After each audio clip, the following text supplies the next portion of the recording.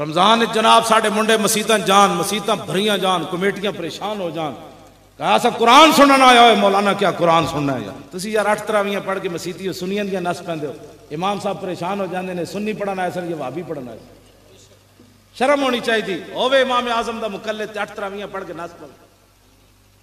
जिस तरह मौलाना फरमाया 2 कश्तियां दे नहीं, प्यो एक ही होंदा कायनात। हाँ जी, असी खड़े इमाम आजम अबू हनीफा नाल।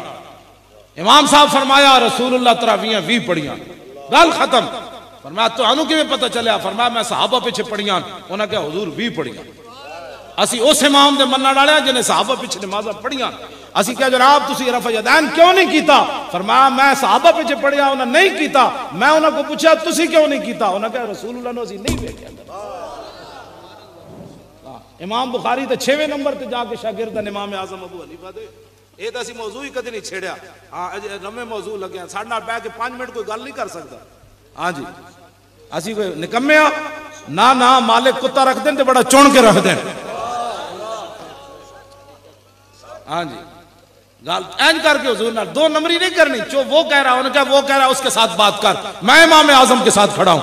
दाता साहब कहते हैं मैं इमाम आजम के पीछे हाथ बन के खड़ा। क्यों जनाब?